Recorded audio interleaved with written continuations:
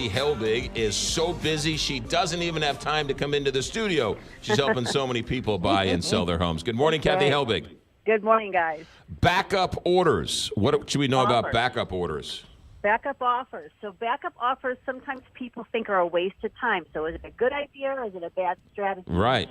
And a lot of times, quite frankly, what it is that the real estate agents don't believe in them, so they kind of think it's a waste of time. So what ends up happening is they encourage the buyer to just say, let's keep looking at other houses and I'll check in and I'll keep an eye on that house, or I'll check with the agent, or they're going to call me if something looks like it's starting to go sideways. Right. Well, I can tell you most of the time that doesn't actually happen, especially in the market like it's been. I mean, we're getting upwards of 3 to 10 contract offers on a house right now when it goes on the market that first day. So what's happening is we don't remember who called and said, call me if it's going sideways, or it's moving so fast that we don't have time to go back and think about who's possibly interested. Also, another thing to think about is the essence of a backup contract is that it actually ties the seller in, but the buyer really isn't tied in. A backup contract can be canceled at any time by the buyer up until the point that you are actually the primary contract that's in place. So you could put a backup offer on a house out there and then still be out looking for other houses. And then if you find something that fancies you, then you can go cancel that backup contract and then go right on the other house. The seller, on the other hand, has you in place. So if their contract that they're working falls through and you are a legitimate signed backup offer that's sitting there, then the second that other contract dies, your contract goes into place. So the seller can't come back and go, oh, by the way, we want $5,000 more, or we want to change this or that. You literally negotiate every term of the contract up front, just like it's a normal contract when you're doing a backup. But then you just sit and wait and see if the first person falls through. Huh. So a lot of people don't really understand that, so they get leery of, why do I want to tie myself up on a house that's just a baby? I want to be able to buy something else. Well, you can.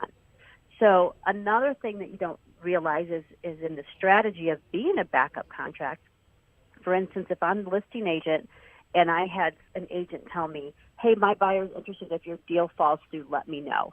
Well, that's one thing. I mean, it's not in writing, so you never know. You don't even know what they were going to offer. So that's just kind of in the back of your head. Well, now I've got this contract that I'm working on, and maybe the buyer's being a little squirrely. Maybe the buyer's asking for an extension on a deadline of something. Or the buyer comes back at the building inspection and asks for a bunch of kind of ridiculous repairs, and it's making me mad.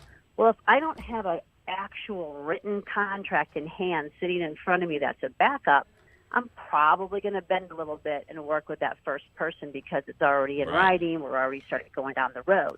But if I've got this tempting offer sitting there, then I might get stubborn as a seller and think, forget you. Like, you're asking for 18 things on this building inspection. Forget it. I've got this backup offer over here. It's $2,000 more than yours. Why would I do that? Wow. So backup offers are a pretty good strategy, basically. It's really a good strategy right now because there are a lot of people that are rushing into putting contracts on houses. Sometimes they're getting buyer's remorse. Sometimes their financing wasn't completely ready.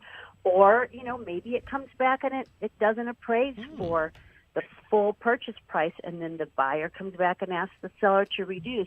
Maybe your lender appraiser isn't going to hit it at that same appraised value. So there's a lot of reasons why backup contracts go into place. That is some good info with Kathy Helbig. Good stuff today. Just make sure you don't put multiple backup offers out there because then several can go into play at the same time. Correct. That's why we call you.